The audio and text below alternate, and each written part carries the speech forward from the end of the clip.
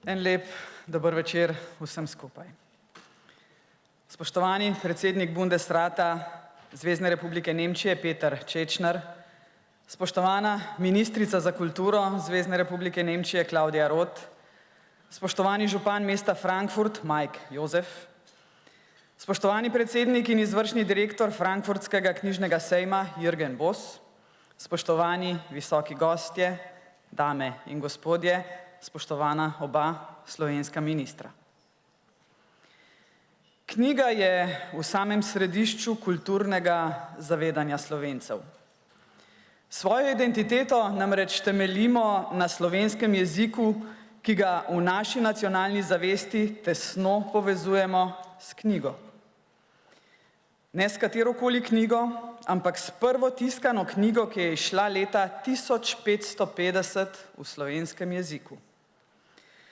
V njej nas oče slovenskega knjižnega jezika, protestantski pridigar Primož Trubar, prvič nagovori kot Slovence. S tem nagovorom je vzpostavil povezavo, ki velja še danes.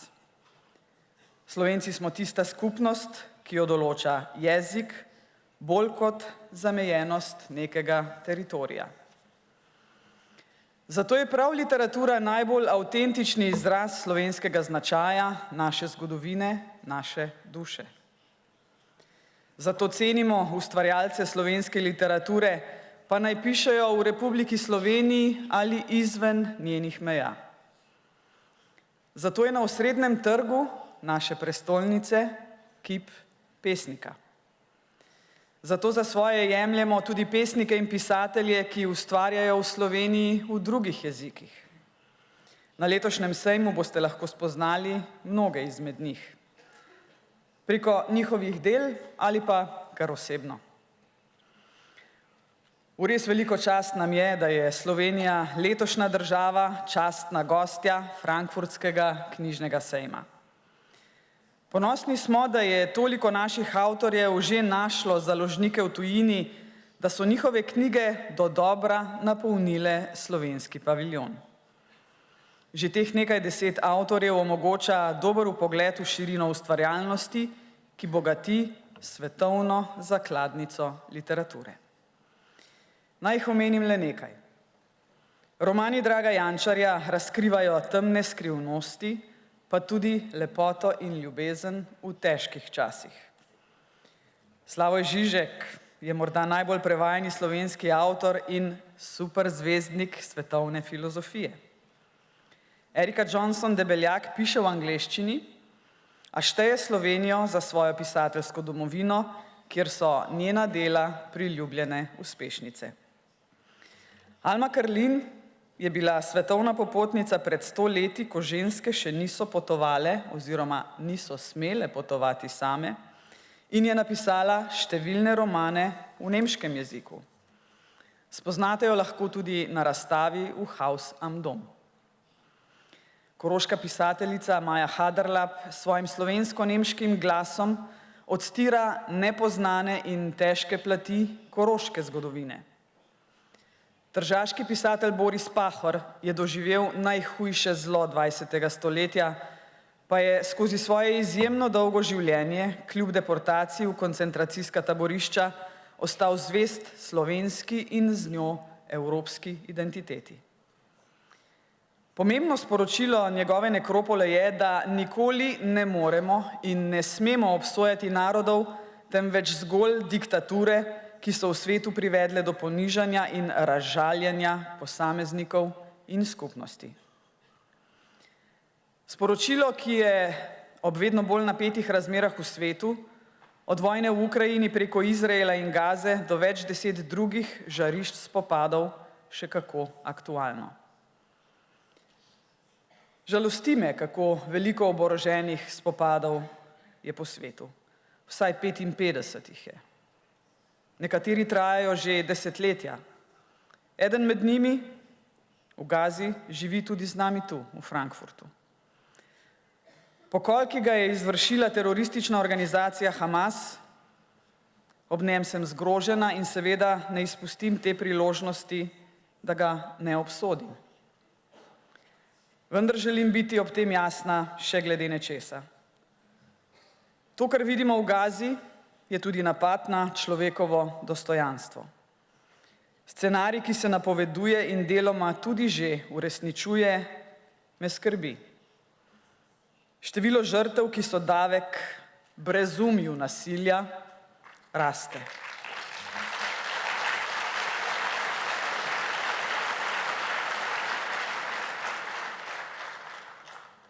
Med temi žrtvami so tudi otroci in to je nesprejemljivo.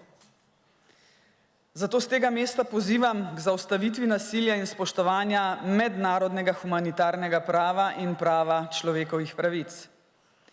Zdaj in ob tej priložnosti, ko prisostvujemo prazniku pisne besede, bi še posebej rada poudarila naslednje.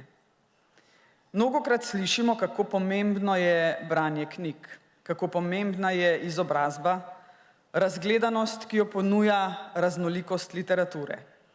In kako pomemben je pregovor, da je pero močnejše od meča.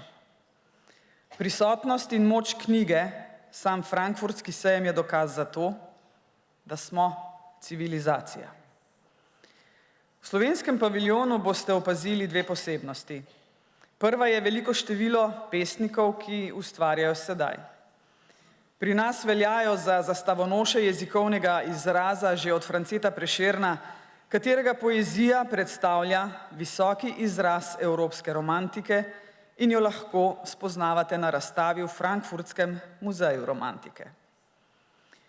Verzi njegove Zdravljice so za Slovence neprecenljiv znak spoštovanja vseh narodov, obenem pa ne samo duhovna, temveč tudi politična zaveza trdne narodne zavesti. Živenajo vsi narodi, ki jih hrepenedo čaka dan, da koder sonce hodi, prepir iz sveta bo pregnan. Da rojak prost bo vsak, ne vrag, le sosed bo mejak. To je sporočilo miru. Aktualno je bilo tudi v času nastanka in sedaj, morda še bolj, in je bilo ob slovenski osamosvojitvi prav zaradi te svoje sporočilnosti izbrano za besedilo slovenske državne himne. Sporočilnost poezije je tista, ki jo v Sloveniji visoko cenimo. Druga posebnost slovenskega paviljona je vrnitev k knjigi, klasični, tiskani, na papirju. Digitalna doba nas namreč v poplavi zvočnih, vizualnih in besedilnih vsebin pogosto vodi v površno in razpršeno branje. A branje in razumevanje prebranega nista eno in isto. Zato je tik pred Frankfurtskim sejmom nastal Ljubljanski manifest o branju na višji ravni, ki poudarja, da je to naše najmočnejše orodje za razvoj analitičnega in kritičnega mišljenja. To je ključno tudi za celovito delovanje demokracije. Samo ozaveščen državljan, ki kritično presoja informacije, ki so mu na razpolago, lahko polno sodeluje v demokratičnih procesih.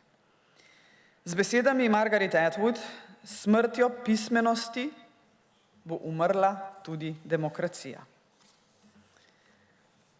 Frankfurtski knjižni sejem pa je ključni dogodek, kjer založniki najdejo nove avtorje in obratno. Slovenski jezik je tu prisoten že več kot 400 let, ko je bil leta 1592 v sejemski katalog vpisan 4-jezični slovar, ki je poleg nemščine, italijanščine in latinščine vseboval tudi slovenščino. Simbolno pomembno, saj Slovenija leži na stičišču 4 jezikovnih skupin in 4 pokrajinskih tipov. Slovensko založništvo, tako kot slovenski jezik, je moralo biti trdoživo, da je preživelo na prepihu zgodovine. Od samostojnosti dalje se je število prevodov vztrajno povečevalo in Slovenija je danes častna gostja na sejmu. Sejmu, ki je v Sloveniji sicer močno poznan. V času nekdanje države, ko so bile tuje strokovne knjige redkost na slovenskem trgu, smo imeli prodajni sejem imenovan, ne boste verjeli, Frankfurt po Frankfurtu.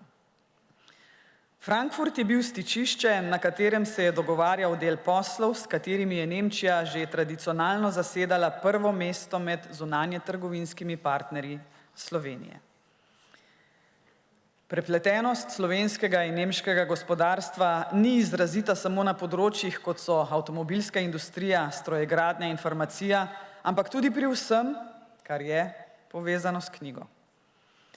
Ta tradicija sega na sam začetek tiskarstva.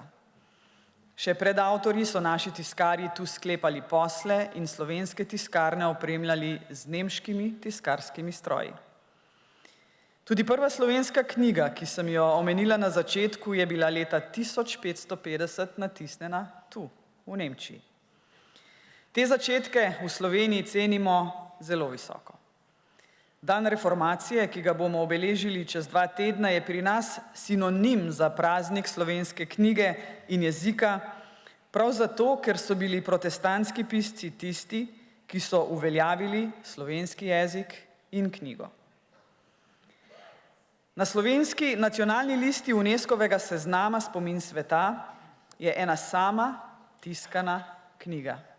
In to je prvo slovensko sveto pismo, natisnjeno leta 1583 v Wittenbergu. Spoštovani visoki gostje, dame in gospodje. Slovenija je samostojna država že 32 let, a prepletenost z Nemčijo na področju knjig sega stoletja v preteklost, pri jeziku samem pa še dlje. Najstarejši zapis slovenskega jezika in hkrati najstarejši zapis kateregakoli slovenskega jezika je star več kot 1000 let. Skrit je bil v knjižnici samostanov v Freisingu, danes ga hranijo v bavarski državni knjižnici. Gradimo torej na 1000-letni zgodovini, kjer je gostovanje Slovenije kot častne gostje Frankfurtskega knjižnega sejma korak, ki zagotovo ni zadnji. Naj torej ta teden gostovanja prinese nove priložnosti, da Nemčija še bolje spozna Slovenijo, njene avtorje in njeno literaturo. Naj zaključim z mislijo Bertolda Brehta. Rekel je, knjiga je orožje, vzemi jo v roke. Kot mati, kot ženska, bi si želela, da imajo to možnost ne samo otroci v Nemčiji in Sloveniji, ampak tudi v Izraelu in v Palestini. Hvala.